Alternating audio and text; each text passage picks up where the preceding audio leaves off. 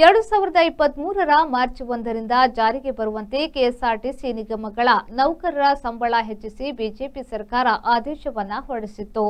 ಆದರೆ ಹಿಂಬಾಕಿ ಕೊಡದೆ ತಮ್ಮ ತಲೆ ಮೇಲೆ ಹಾಕಿದೆ ಎಂದು ಮುಖ್ಯಮಂತ್ರಿ ಸಿದ್ದರಾಮಯ್ಯನವರು ಹೇಳಿದರು. ಹಿಂಬಾಕಿ ನಮ್ಮ ಸರ್ಕಾರದ್ದಲ್ಲ, ಅದನ್ನು ಕೊಡಲು ವ್ಯವಸ್ಥೆ ಮಾಡಲಾಗುವುದು ಎಂದರು. ನೌಕರರು ಮುಷ್ಕರ ಮಾಡುತ್ತೇವೆ ಎಂದಿದ್ದಾರೆ.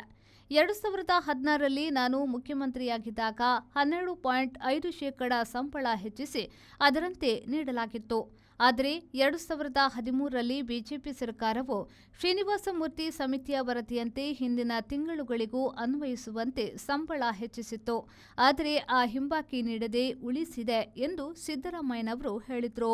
ಸಾರಿಗೆ ನೌಕರರು ಅವಶ್ಯಕ ಸೇವೆಗಳ ಕಾಯ್ದೆಯಡಿ ಬರುತ್ತಾರೆ. ಅವರು ಮುಷ್ಕರ ಮಾಡಿ ಕೆಲಸಕ್ಕೆ ಗೈರು ಹಾಜರಾದರೆ ಅದನ್ನು ರಜೆ ಎಂದೇ ಪರಿಗಣಿಸಲಾಗುತ್ತದೆ ಮತ್ತು ಅದಕ್ಕೆ ಸಂಬಳ ಸಿಗುವುದಿಲ್ಲ ಎಂದು ಈ ಸಂಬಂಧ ಸಾರಿಗೆ ಇಲಾಖೆಯ ಅಧಿಕಾರಿಗಳು ಹೇಳಿದ್ದಾರೆ.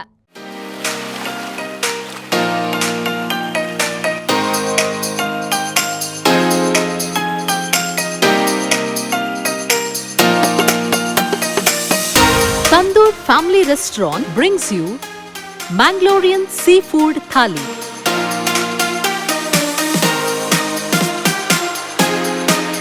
More than 12 varieties of items available in Thali.